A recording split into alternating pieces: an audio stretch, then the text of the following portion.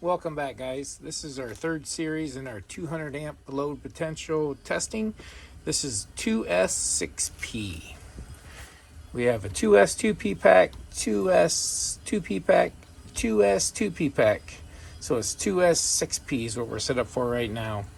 We have our voltmeter reading 8.24 volts. We're going to set that to minimum. So that will check our minimum voltage during this test. We're going to do a 5-second test as we have before in the past.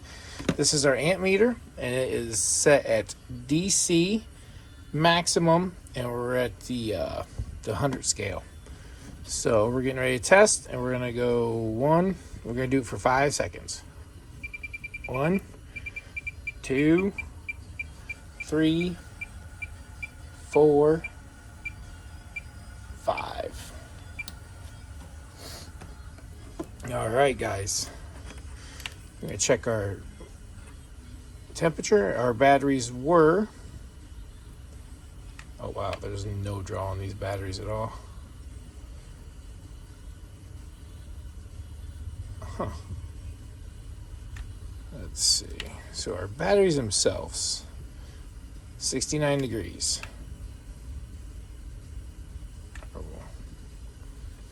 Okay. So now we know where we're meeting our limits at right now. Looking for something interesting here, guys. Obviously, we're doing this testing. We're checking temperatures to make sure of everything. The cells are doing great. 70 degrees, we started out at 67.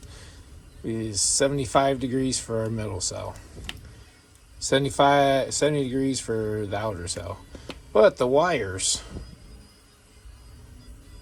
I gotta try to actually get them on the temp gun here. 85 degrees. 70, yeah, right. I can feel the heat coming off the wires. 71, 68, 78. Okay. Interesting. So, our results of our testing is getting much better, and why we want to run more P's in our drag cell. This is my initial idea.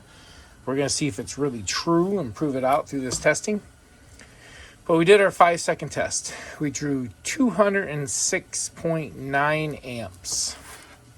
Okay, so 206.9 amps was our draw.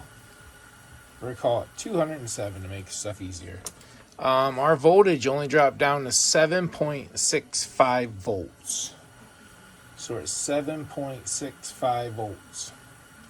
That's very good draw, or very good voltage retention. As you guys know, watching your data on your McLaren speed control or whatever speed control you're using, you can watch your voltage dip on that speed control, and 7.65 is awesome.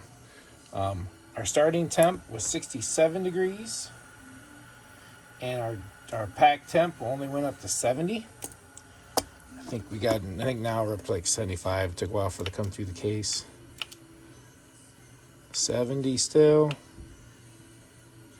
70. 70. So we're all at 70s. The wires, but we found our wood. Okay, so the pack's at 70. Now, what this testing will do will teach us some limits. Electricity, when it starts getting to the limits of things, it will start to heat up. We'll get a temperature rise. We're going to go over a test bench a little bit to explain more. The 8-gauge wire is still at 51 degrees shop temperature. It's cold in here. The ground wire is at 49 degrees. Like I said, the shop is cold. Now we go to the wire in between our packs. 71 degrees.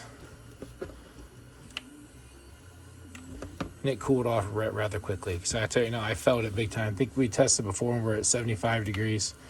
So yeah, the wires in between our packs, our interconnects, we're up to 75 degrees. So that tells us we have a limiting factor of current. Because the temperature rise was the highest in the wires interconnecting the battery packs, we know that is our limiter now on current. So if we wanted to modify these, we could bump them up and get a little more amperage potential. I'll tell you right now, these are 12 gauge wires. And obviously 200 amps is about the limit of 12 gauge wires because we're seeing a temperature increase. So 12 gauge wire on my test bench anyways, 200 amps is a limiting draw for those. Interesting. Alright, let's go get these batteries charged up and we'll port the milliamps it takes to fill them back up. Again, we're 207 amps, 7.65 volts.